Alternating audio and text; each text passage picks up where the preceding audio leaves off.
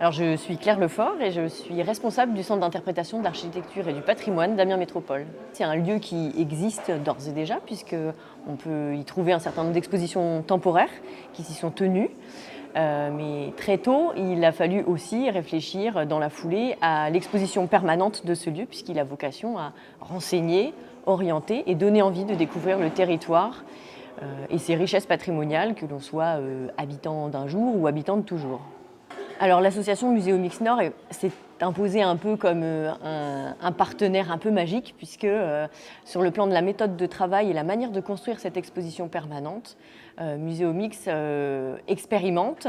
la co-construction finalement d'un certain nombre d'éléments muséographiques à destination de tous les publics. Donc c'est pour nous hyper intéressant de travailler avec des partenaires qui peuvent nous aider à émulsionner les partenaires du territoire et à impliquer les habitants via cet événement.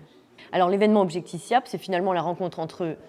le Centre d'interprétation de l'architecture et du patrimoine et Muséomix qui ont remixé le Muséomix pour pouvoir donner cet événement-ci qui finalement préfigure les grandes composantes et les grandes thématiques qui jalonneront le parcours d'exposition permanent qui est en cours d'écriture avec les partenaires du territoire et qui donnera à voir les différentes richesses. Le fait de ne pas disposer de collection en tant que telle nous pousse à réfléchir à l'objet le plus concret et le plus à même d'évoquer la complexité du développement de la ville, les problématiques et ce qui fait réellement l'identité du territoire aujourd'hui. L'objectif SIAP se déroule assez classiquement, c'est-à-dire qu'on choisit au préalable 4 thématiques qui ont fait l'objet d'une réflexion au sein de notre équipe, qui sont proposées aux différents participants, qui constituent donc des équipes avec les différents représentants par compétences et qui travaillent à la constitution d'un prototype via la formalisation d'un concept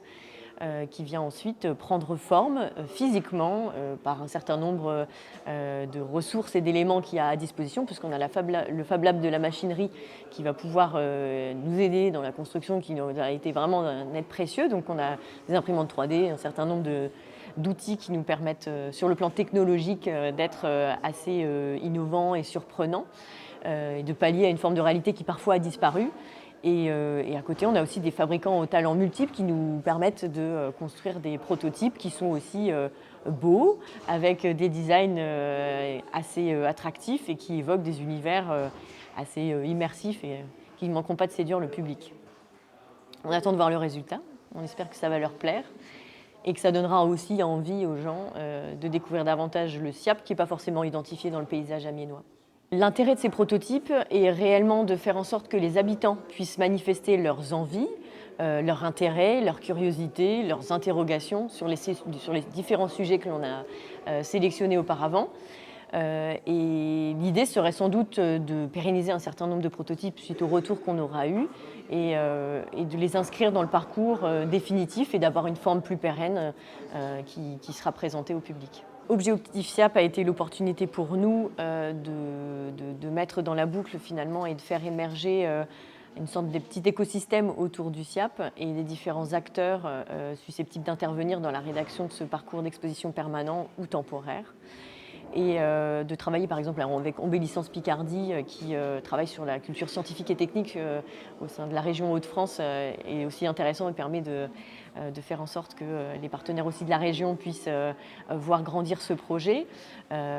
Évidemment les services de l'État qui nous décernent le label Pays d'art et d'histoire et qui nous encouragent vivement à mettre en œuvre ce centre d'interprétation de l'architecture et du patrimoine. Ce sont par exemple vraiment des partenaires importants qui tout d'un coup sont impliqués différemment dans la construction de ce projet.